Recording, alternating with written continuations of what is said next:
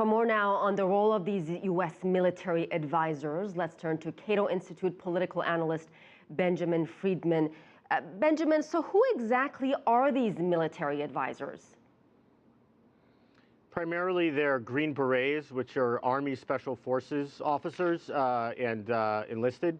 All the 300, from what I understand, are Special Operations Forces, and the majority of them are this particular kind, Green Berets, who are trained to do foreign internal defense, which means to help other countries run their military and defeat insurgencies and things like that. So help me understand what exactly they will be doing. Will they be huddling in a building, brainstorming with Iraqi leaders? Will they actually be on the ground in the battlefield?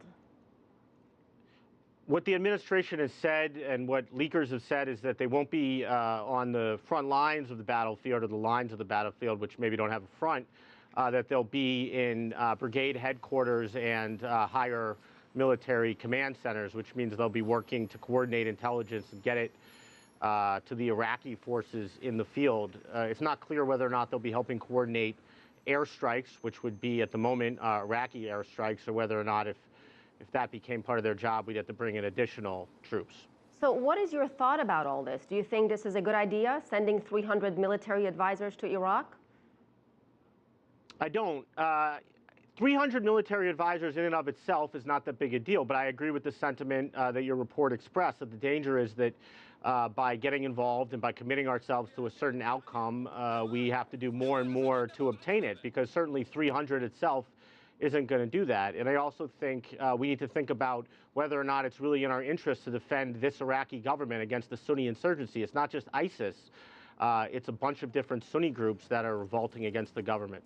Do you believe the United States has a responsibility to do something? The United States has a responsibility to do things that make sense and are going to accomplish good objectives. And if this isn't going to do that, we don't have a responsibility to do it. We were in Iraq for a long time, and I think that was irresponsible. It was foolish. So if we're going to continue to do foolish things, that's just irresponsible. So what should the United States be doing, if anything at all?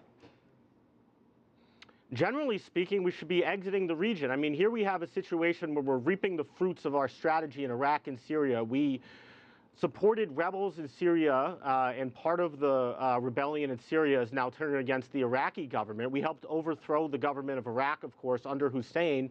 And then as part of the surge, we armed and trained Sunni militias, some of whom are now participating with ISIS and going after the government. So we need to get out of the state-breaking business and I think take a step back from the Middle East.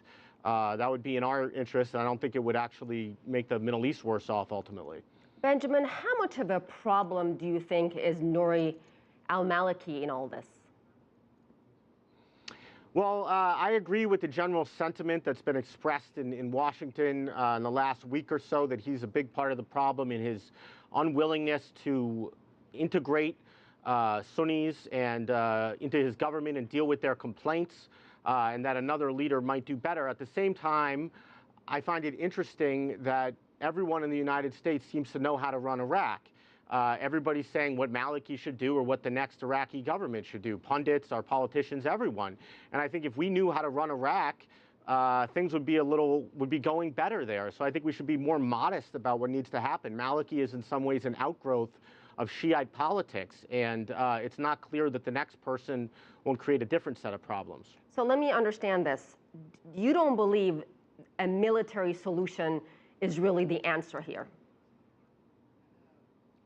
I don't believe that a lot of experts in the United States know what's best for Iraq, and I think we ought to be more modest in prescribing politics to Iraqis. I think clearly Maliki has some failings, and I think it makes sense to try to get somebody else in there at this time who Sunnis will like more, but I think we really need to be modest about how much we can manage Iraqi politics. All right, thank you so much. Benjamin Friedman with the CATO Institute.